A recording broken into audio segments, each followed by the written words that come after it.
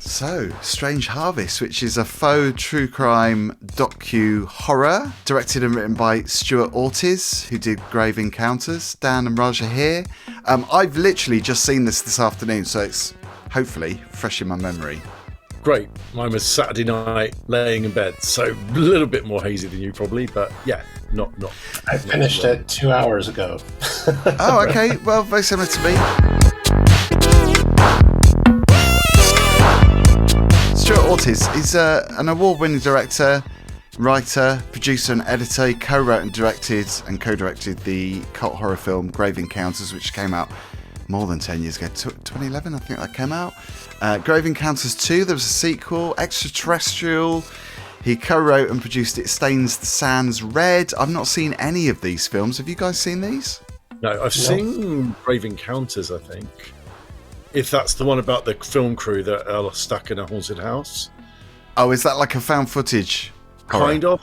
I'm sure that's Grave Encounters, but I might be wrong. And I remember thinking that was okay, actually. That was all right. Okay. So this is about a routine welfare check in the suburbs in California, I think. Is it California? Yeah. San Bernardino. So it leads to a gruesome discovery. A family of three has been bound, bled and posed below a strange symbol written in blood on the ceiling. Detective Joe Kirby and Lexi Taylor recognise the symbol as the calling card of a killer from 15 years earlier who seemingly returned to continue his murder spree. So this is, I think, quite clever because it feels quite genuine in the style of a true crime documentary and shows all the kind of traits, all the stuff that we're familiar with. And I think you have to know how that works to put that across in quite a genuine way. Because I never believed it for a second. I mean, it comes across as wanting to give you the impression that it's true, that it's real, but we know that it's not.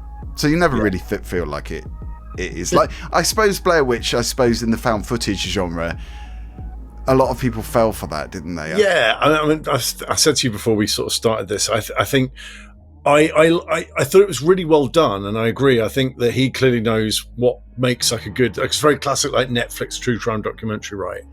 I guess my issue with it, what maybe kind of hindered my enjoyment, was it's kind of pick a lane. Like, it's either be a really good horror movie or be a real true crime documentary. The fact that it wasn't real was kind of like I could probably get more out of the same thing that is real and did happen. Like, real life horror to me, where it did happen, is way more scary than something that's made up. So that was kind of one problem. I think the other one was it took me out of it because it was so gory, because it just showed stuff that actually a Netflix documentary wouldn't show. It was showing like crime scene photos and really gory things that it's like, again, pick a lane. Like, well, what is this? What are we trying to watch? So ultimately, I'd probably rather spend my time just watching one of the ones on Netflix that is real. Raj, are you a fan of true crime stuff, like documentaries? I am. I actually do like some of the, like Dan was saying, Netflix true crime documentaries, and it's easy to get sucked into them.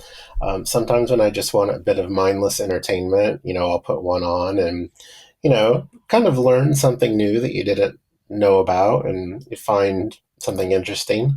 Actually, when I first started watching this, I actually thought it was a real documentary, but I'm like, this looks a little too polished for something that's real. So I Googled it. Is Strange Harvest true story? No, it's not a true story, but it's, a mock documentary. It immediately took me out. I thought the production values were excellent. I thought they really knew how to put that across, that, because they, like I say, you've got certain behaviors and production values for, like, when people walk onto a set, and they include all that footage of people talking to the production teams, like, "Oh, we ready to go?" That kind of thing. It's almost like behind the scenes stuff. Yeah, what really threw me out of it was, I literally found myself not paying attention to it because I was just so not invested in it at that point. But when there's a scene where the guy has like a weird melted face, he's just talking, I'm like, that looks so fake. Like, that does not even look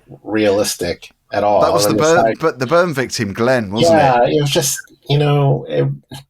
it didn't look real at all. And then the murder scenes did look, really polished and staged. I kept saying to myself, man, this should just be a podcast because I'm not paying attention to the visuals at all here, and I'm literally listening to it like a podcast, and it sounds like a podcast, the way they've produced it. So it's an interesting story, but knowing that it's not real really took me out of it. See, I went along with it because I found it really entertaining, and much like Late Night with the Devil, which, again, it has a few clever tricks up its sleeve, and you do go along with it. But see, I enjoyed like Late Night with the Devil because it wasn't a documentary style. Like, when it's actually like a feature film and there's, some good effects and production value that lends to that type of story. I mean, we're talking a supernatural story blended with people getting eaten by leeches and all sorts of stuff. Like, it's just not too out there. So maybe if they did make it like, a normal horror movie, it might have been interesting. Because like I said, that scene with the girl doing the makeup tutorial and then Mr. Shiny or whatever coming in and just brutally shooting her, like, I was like, ooh, that's scary. But I just didn't believe it as in the documentary style of film. I thought some of it was tongue-in-cheek, though, because those detectives that were talking, I found myself lolling quite a bit with some of the stuff they were coming out with, because they were swearing. I don't know whether you would get cops swearing in a documentary like this, a true crime documentary. And he was, one of them was saying, "Oh, he was a scumbag. He wasn't our scumbag." And I found that quite tongue in cheek. That was quite, I think, intentionally funny.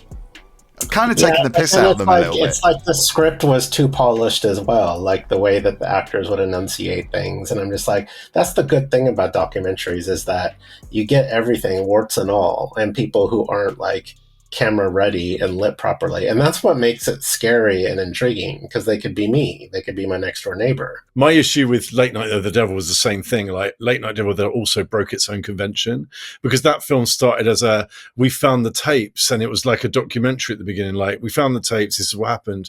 But then the end of the film it's a dream sequence that we're watching. It's like, this is supposed to be found footage. Why are we now in a dream sequence? And I feel like this would have been better with less gore. If they tried to sell this as, you could watch this on Netflix and you're not quite sure if it's true or not, you could watch it and think, oh, that was quite ambiguous. And I'm the same with Raj. I just lost interest as it went, because I'm like, well, this isn't real, and it didn't happen. And like, the investment in those things is normally because, like, wow, this happened, this is crazy. Like, that makes it scarier. Like, the more it went on, the more it was like, yeah, I've seen the shtick now. I've seen what you're doing. But, I mean, would you find it even more scary if they didn't have the supernatural element in it? It was just someone like terrorizing in a Mr. Shiny mask? Or yeah, I mean, that's probably, that's similar to my criticism to Longlegs, which is a very different film, but it's exactly that. Like, real life stuff is always going to be scarier to me. So there's the Amazon documentary about the Idaho murders, which was like 4 students getting stabbed to death in the US. That's scarier to me than a kind of weird supernatural deal with the devil type thing, and that will always win. So I think the fact that it was supposed to be real life and it was occulty just kind of switched me off from it a little bit. It's just not my thing. Going back to a few reviews ago when we reviewed The Man in the White Van, like, I found that to be more scary because it was slightly based on a true story, and it was, told, it was visualized in conventional filmmaking, even though it seemed a little wholesome for a scary movie. But I found that more scarier than this and more engaging. So from what I got from the trailer, I had fairly low expectations going into this, because I thought, oh, this is going to be another found footage movie that has been done to death before, and it wasn't. I thought it was quite smart, and I was really entertained by it for that reason, because it did keep me intrigued. And I think maybe it was just because I love the true crime stuff anyway, and it was kind of felt like it was, it was respecting that genre. I definitely felt that. I felt that the style of it was really good. The director clearly understands the conventions and all that, and I definitely agree on that. It just, I think the fact that it wasn't what it purports to be was like, left me just a bit like, so what? The gory scenes, you're right though, you're absolutely right, because you wouldn't see that in a true crime documentary. You wouldn't see the graphic detail.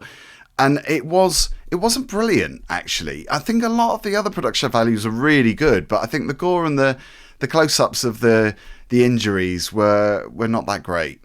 And a lot of the time they were blurred as well, intentionally so. AI almost.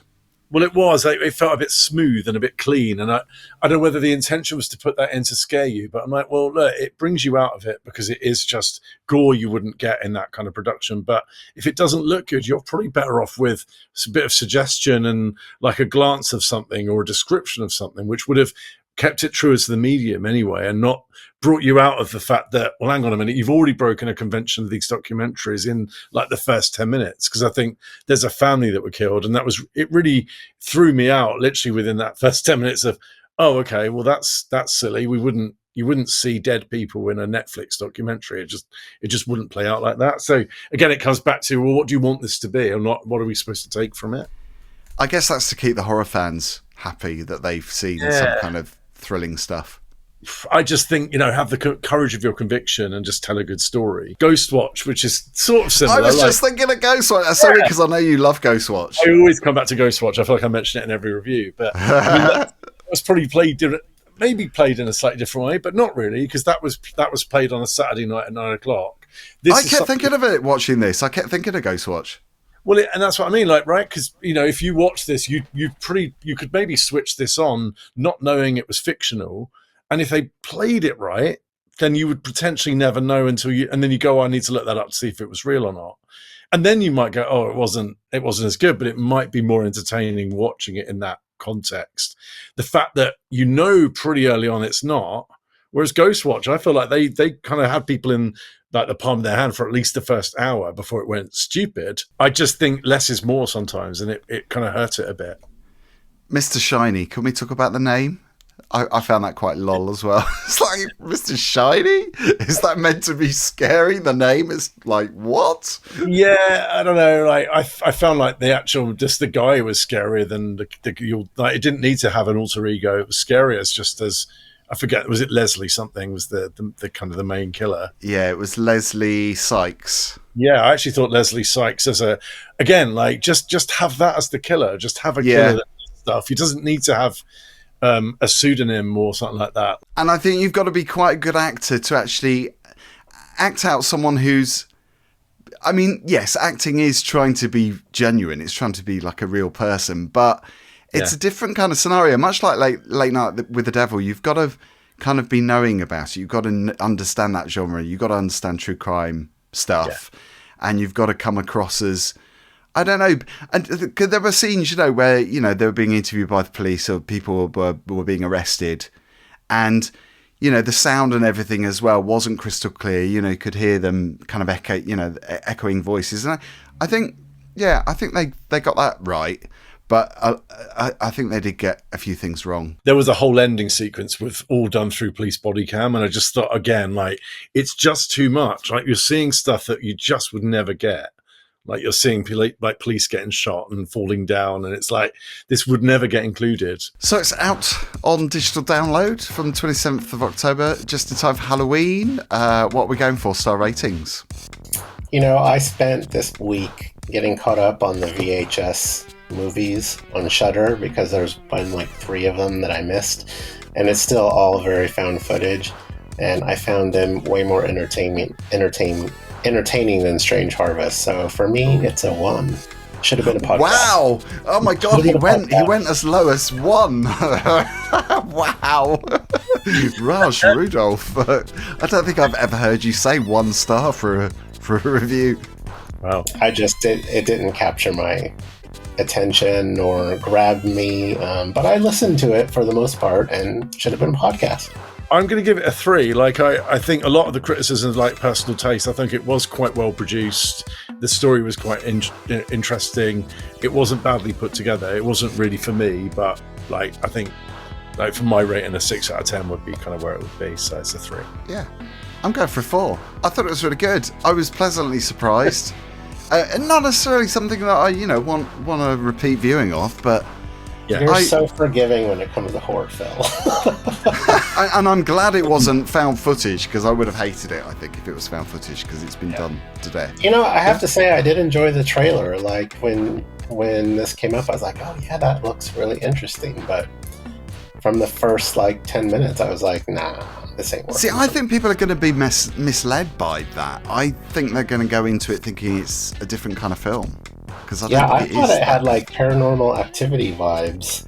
Yeah. Trailer, and it wasn't anything like that. I think it'll be the same reaction as Longlegs, that it sells itself as a true crime thing and ends up not being really a true crime thing at all. It ends up being about supernatural, which I just think is eminently less scary in that context. Yeah. Interesting. So, Strange Harvest. Let us know if you've seen it in a comment down below. Good to see you, boys. See you on the next one. Thanks, boys. See you later.